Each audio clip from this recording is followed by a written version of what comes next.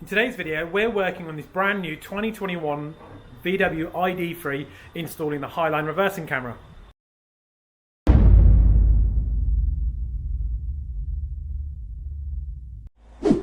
Hi guys, as mentioned, we're working on this brand new ID3 straight up from the main dealer to have the Highline reversing camera. We're doing it on this vehicle just purely because of the chipset issue, so it would have come with it from factory, but we're not able to do it. So what we're going to do is we're just going to give you a quick before view of how it's all working and how it will look after that. Right then guys, so quick overview of what we're going to be doing, and I'll show you how the vehicle looks as it is at the moment. So ID3 emblem, this one's coming out, and we're going to be fitting the new one with the pop-out camera that you've seen on other videos and other models. And just quickly, it's a really weird concept car. I've never driven one, and it was very weird to just have a buzz around in the outside in it. So you get in, your keys go down here, but it knows you're already in. So all you actually have to do is, there's no start, there's no brake or anything like that. There is a P button there for when you do get out, but let me just turn it down a minute. All you do is you put your foot on the brake,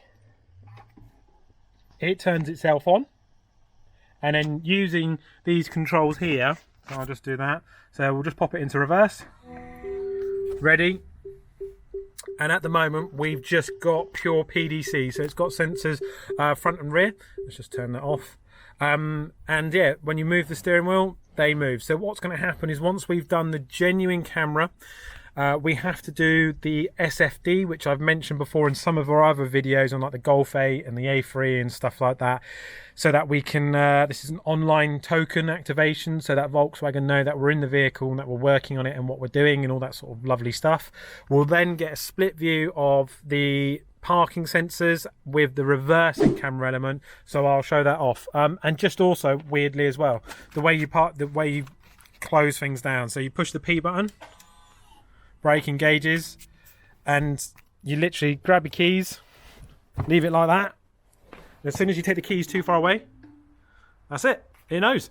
Right, so next part of the video, it will all be in, all working, happy days, and we'll show you how it looks. Okay guys, hopefully it's not too windy, but we have just completed this ID3.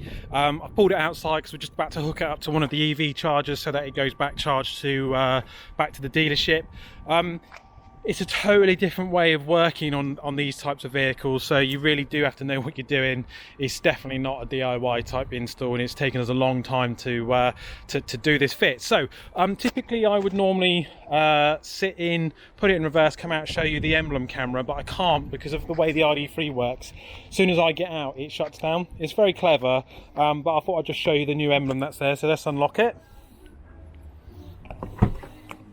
So hopefully you can just about see it behind there. There's a little flap. The emblem goes up, that shoots out, and then the camera goes in, or comes out, sorry, and you can see how it all works. So let's just give that a close.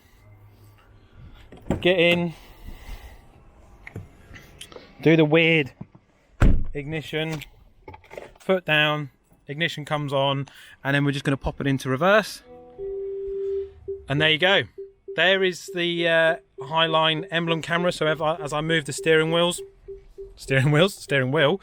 you can see it all moving. You get a few different modes, nothing too crazy though. So you get this view here with your moving guidelines. Let me just turn those off. With your moving guidelines, and then you've got this view here, which is like more of a fisheye view. So we call it the man in the lens view, so that you can see a bit more of the rear of the vehicle, and it gives you that sort of fisheye effect. So just pop it back to that. Genuine Volkswagen Highline emblem camera for the ID3, also available for the ID4, but it is much more involved on the ID4s. So yeah, if you've got a vehicle that the car has to come to us down here in Poole, because we have to use Otis to do the SVM management side of things, so that we've got the access to be able to go in and code the system and how it all works and all that sort of stuff. Just one last thing that I wanted to mention before you'll see me signing off with the car in a different place, I'll just cut this into the video, is if you've got an ID3 or ID4, as you can see with this one, it's currently on charge over here. So if you are coming to see us, which you have to, as I mentioned, we will need the vehicle to come and see us here in Poole. to do all of our work anyway. But what we can do is once we've done our work and you're in pool or something like that, we'll plug it in, we'll connect it up to our pretty cool bit of kit here, our Zappy charger, which basically means that as long as it's sunny, we're pulling power from the solar to charge your car. If not, then it will pull it for the grid, but it's not that much in terms of pricing. So at least then you know once we've done it, you can get us to charge a vehicle once we've done our work and it's ready to go for when you're back. So yeah, as always, if you like the video, please like it, please sub to the channel. We really do appreciate it. And as always, thanks for watching.